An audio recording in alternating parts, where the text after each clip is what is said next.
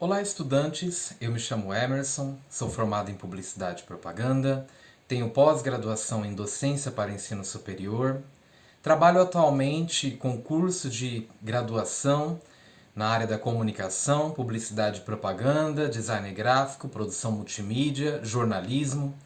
Atuo também no mercado há aproximadamente 10 anos no ramo do design gráfico. Na aula de hoje, o tema da nossa aula vai ser comunicação e linguagem midiática. E eu gostaria de perguntar para vocês, o que vocês entendem por comunicação? Como vocês veem a comunicação? Bom, a comunicação ela é um fenômeno social, sinônimo de coexistência, de interação, de relacionamento. Ela quer dizer tornar comum. Ou seja, a comunicação ela está dentro desse campo de compartilhamento de informações, né, de sentimentos.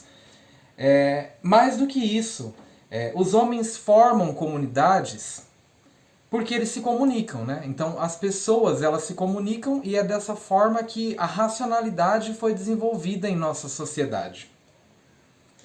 Nós nos comunicamos através de todos os nossos sentidos, através da visão, a partir da leitura, a partir de uma imagem, de uma fotografia, de um símbolo, de um ícone. Nós nos comunicamos através da fala, da audição, através da linguagem falada, do nosso idioma, né? Através do rádio, por exemplo, utiliza a comunicação de áudio, né? Nós nos comunicamos através dos gestos, né? A comunicação tátil, através dos gestos, dos sinais. Nós nos comunicamos através da comunicação olfativa. Nós distinguimos diferentes cheiros.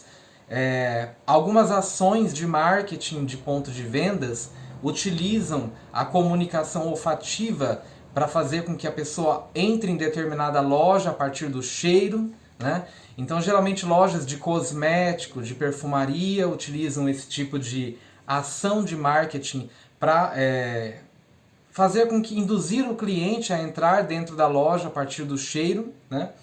Então, nós temos diversos tipos de comunicação. É comunicando que os seres humanos constroem e reconstroem a sua identidade, dão significados a si próprio e ao mundo, e aprendem e ensinam. Então a comunicação faz parte da nossa vida, do nosso aprendizado, né? E existem alguns tipos de comunicação, né? A comunicação intrapessoal é uma comunicação baseada nos nossos próprios sentidos, é uma comunicação com nós mesmos, né?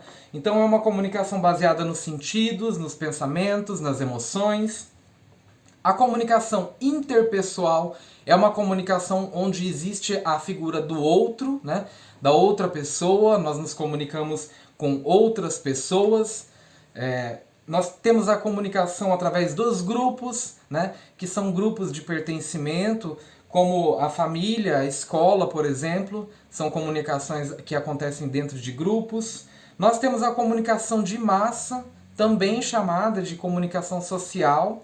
E esta última é, na verdade, um campo do conhecimento profissional e acadêmico, né? A comunicação social ela é uma disciplina que está situada nas áreas das ciências sociais aplicadas, né? Então, dentro da comunicação social, nós temos algumas teorias que passaram a existir a partir do século XX. No início do século XX começaram a existir teorias sobre a comunicação. Algumas teorias têm um caráter mais técnico, por exemplo, a teoria matemática da comunicação é uma teoria que considera o emissor e o receptor, né? Uma pessoa que emite uma mensagem e o receptor, uma pessoa que recebe uma mensagem, uma comunicação. E nesse meio campo existem diferentes fatores técnicos, por exemplo, meios, que são os veículos de comunicação, códigos, que é a linguagem utilizada, né? O idioma utilizado.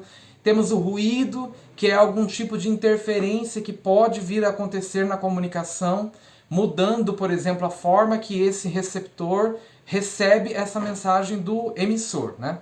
Nós temos outras teorias, por exemplo, a teoria hipodérmica, que é uma teoria mais voltada à recepção do conteúdo, como que as pessoas recebem os conteúdos, como que as pessoas reagem especialmente aos conteúdos, né?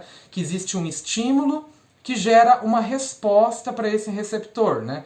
Essa comunicação leva em consideração o que chama-se de massa, né? Comunicação de massa, que é uma comunicação veiculada a um grande número de pessoas, ao qual não se sabe exatamente quem são essas pessoas que estão recebendo esses conteúdos. É uma multidão de pessoas anônimas, uma multidão de pessoas que recebem o conteúdo e que não interagem com esse conteúdo. Por quê? Porque os veículos de comunicação de massa, eles não têm essa abertura, por exemplo, de receber um retorno desse público que recebe a mensagem. Geralmente os meios de comunicação de massa são os veículos tradicionais de comunicação, a TV, o rádio, jornais, revistas. São meios que não oferecem suporte para que exista uma resposta do nosso receptor, né? Então, o receptor ele apenas recebe a mensagem, ele não pensa muito sobre ela e ele também não consegue se relacionar com ela, dar uma resposta ao emissor, né? E aí, a partir disso, existem diferentes meios, né? Como já dito, a TV, o rádio. Esses meios de comunicação, eles podem ter uma linguagem mais visual, né? A partir do que nós vemos, mais audiovisual, que aí entraria a televisão, que trabalha muito com o áudio e o vídeo simultaneamente. Existe a comunicação somente auditiva, que é uma comunicação voltada mais para o rádio. Atualmente tem os podcasts, né, que nós podemos ouvir, e é uma comunicação apenas dentro desses meios, né? Existem, por exemplo, diversas teorias, né? Existe a questão do público massivo, e aí nós avançando alguns anos, nós temos o surgimento da internet, né? Também conhecida como o surgimento da era digital, onde nós temos acesso a diferentes meios digitais, que aí, por exemplo, já oferece um tipo de configuração diferente nessa comunicação. Esse receptor, que antes só recebia a mensagem e não tinha como dar uma resposta ao emissor, nos meios digitais, esse receptor tem todo o poder de fala. Então, ele pode estar em diálogo com esse receptor. Então, pessoal, a comunicação passa a ter um caráter diferenciado nos meios digitais. Os formatos continuam sendo formatos visuais, de vídeo, formatos apenas de imagem, de fotografia, formatos, por exemplo, o podcast é um formato somente de áudio. E dentro dessas redes sociais, o público já não é esse público passivo à mensagem. Ele já é um público mais crítico, é um público que pensa, que reflete mais sobre a mensagem, que não compra qualquer ideia, principalmente. Ele precisa de um estímulo maior, ele precisa de uma comunicação mais estratégica. E dentro dos meios digitais, essa comunicação estratégica é possível, pois as redes sociais, por exemplo, os algoritmos, as métricas que as redes sociais utilizam, elas têm esse caráter de definir grupos de pessoas para receber a mensagem. Não é mais uma massa homogênea de pessoas. Não. Agora nós conseguimos delimitar a comunicação para determinado tipo de pessoa, para determinada idade, para determinada classe, para determinado gosto, a partir das pesquisas que esse público faz na internet. A comunicação então recebe uma orientação, né? Então existem grupos específicos, os conteúdos precisam ser específicos, precisam ser conteúdos mais personalizados, conteúdos mais voltados àquela pessoa, porque se não for um conteúdo direcionado, essas pessoas não vão comprar a mensagem. Então, pessoal, esses são os meios digitais que são favorecidos pelo advento da internet, das redes sociais, né? Um novo paradigma, né? Que modifica completamente a nossa base de comunicação, né? Um espelho da sociedade.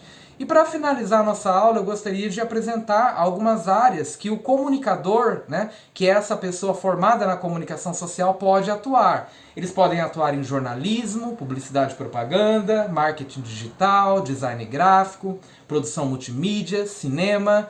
Na próxima aula nós vamos explorar um pouco mais sobre as teorias e também sobre essas áreas que vocês podem atuar.